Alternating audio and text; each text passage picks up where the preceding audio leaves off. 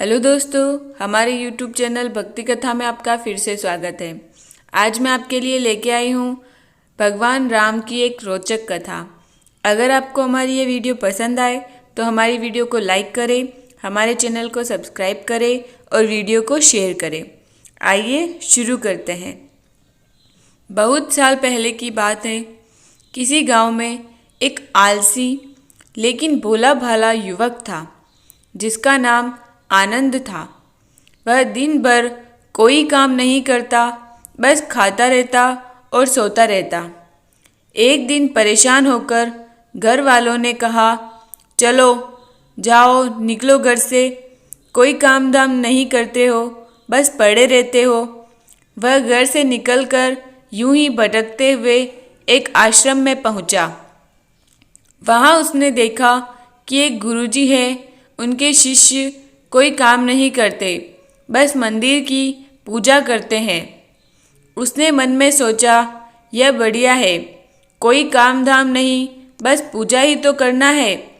गुरुजी के पास जाकर पूछा, क्या मैं यहाँ रह सकता हूँ? गुरुजी बोले, हाँ, क्यों नहीं। आनंद बोला, लेकिन मैं कोई काम नहीं कर सकता हूँ। गुरुजी हंस दिए, फिर बोले, कोई काम नहीं करना है, बस पूजा करनी होगी। इस पर आनंद बोला, ठीक है, वह तो मैं कर लूँगा। अब आनंद महाराज आश्रम में रहने लगे। ना कोई काम, ना कोई धाम, बस सारा दिन खाते रहो और प्रभु भक्ति में भजन गाते रहो। 10-15 दिन हो गए। फिर एक दिन एकादशी आई। उसने रसोई में जाकर देखा, खाने की कोई तैयारी नहीं। उसने गुरुजी से पूछा, आज खाना नहीं बनेगा क्या? गुरुजी ने कहा, नहीं, आज तो एकादशी है, तुम्हारा भी उपवास है। उसने कहा, नहीं, अगर हमने उपवास कर लिया तो कल का दिन ही नहीं देख पाएंगे हम नहीं कर सकते उपवास, हमें तो भूख लगती है।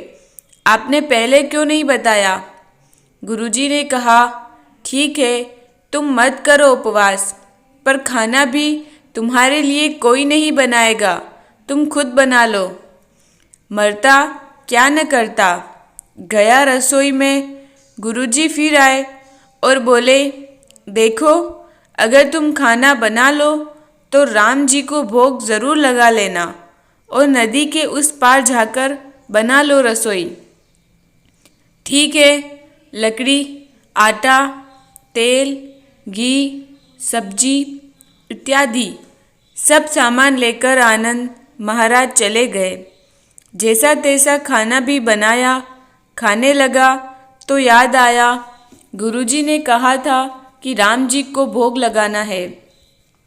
लगा भगवान को बुलाने, आओ मेरे राम जी, भोग लगाओ जी।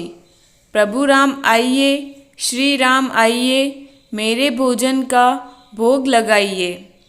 कोई न आया तो वह बेचैन हो गया कि यहाँ तो भूख लग रही है और राम जी आ ही नहीं रहे।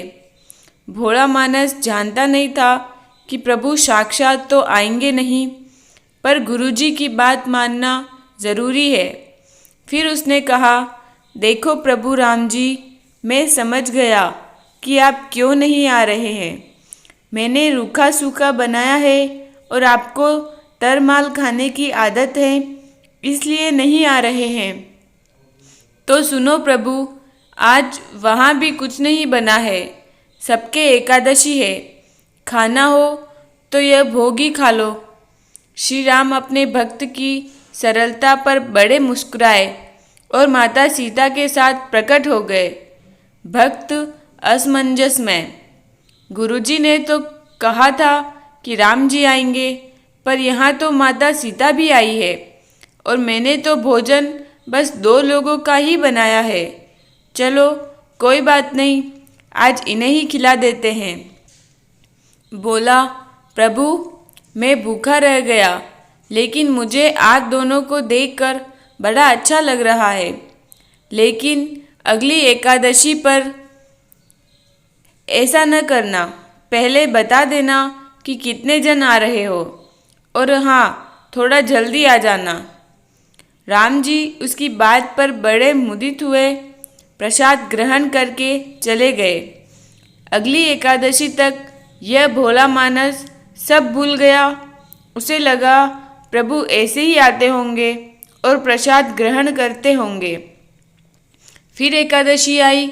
गुरुजी से कहा, मैं चला अपना खाना बनाने, पर गुरुजी थोड़ा ज़्यादा अनाज लगेगा, वहाँ 2 लोग आते हैं।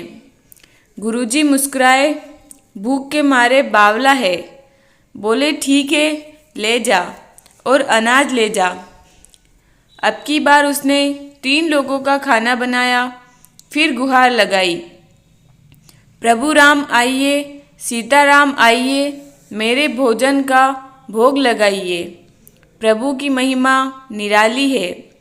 भक्त के साथ कौतुक करने में उन्हें भी बड़ा मज़ा आता है।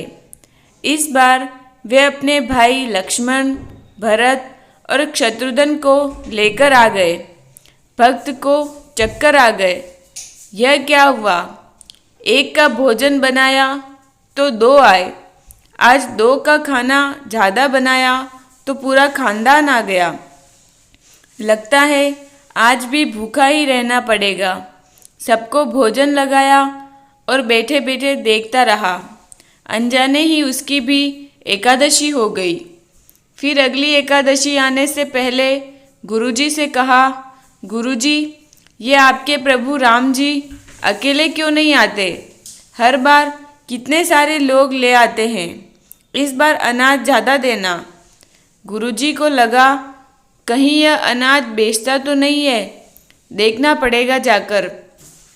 भंडार में कहा, इसे जितना अनाज चाहिए दे दो, और छुपकर उसे देखने चल पड़े। इस बार आनंद ने सोचा, खाना पहले नहीं बनाऊंगा, पता नहीं कितने लोग आ जाए, पहले बुला लेता हूँ फिर बनाता हूँ।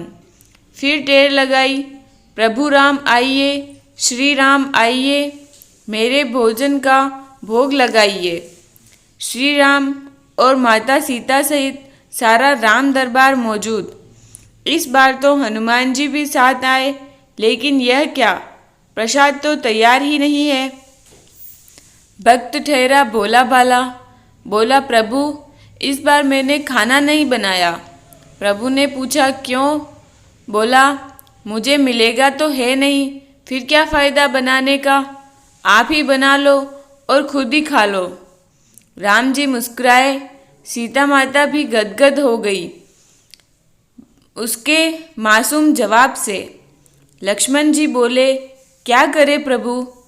प्रभु बोले, भक्त की इच्छा है, पूरी तो करनी पड़ेगी, चलो लग जाओ काम से। लक्ष्मण जी ने लकड़ी उठाई, माता सीता आटा सानने लगी। भक्त एक तरफ बैठकर देखता रहा। माता सीता रसोई बना रही थी तो कई ऋषि मुनि, यक्ष, गंधर्व प्रसाद लेने आने लगे।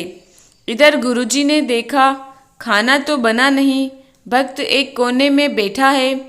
पूछा, बेटा क्या बात है, खाना क्यों नहीं बनाया? बोला, अच्छा क्या गुरुजी, आप आ गए, देखिए कितने लोग आते हैं प्रभु के साथ।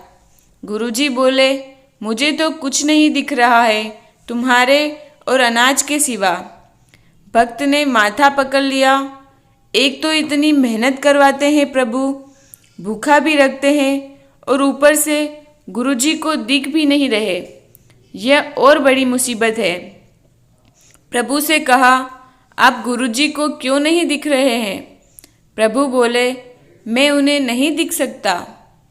बोला, क्यों? वे तो बड़े पंडित हैं, ज्ञानी है, विद्वान है, उन्हें तो बहुत कुछ आता है, उनको क्यों नहीं दिखते आप? प्रभु बोले, माना कि उनको सब आता है, पर वे सरल नहीं है तुम्हारी तरह, इसलिए उनको नहीं दिख सकता। आनंद ने गुरुजी से कहा, गुरुजी, प्रभु कह रहे हैं आप सरल नहीं है, इसलिए आपको नहीं दिखेंगे। गुरुजी रोने लगे। वाकई मैंने सब कुछ पाया, पर सरलता नहीं पा सका तुम्हारी तरह। और प्रभु तो मन की सरलता से ही मिलते हैं। आंसुओं के साथ सारा ज्ञान और घमंड बह गया, सरलता आ गई। प्रभु प्रकट हो गए और गुरुजी को भी दर्शन दिए। इस तरह एक भक्त के कहने पर प्रभु ने रसोई भी बनाई और दर्शन भी दिए। जय श्री राम।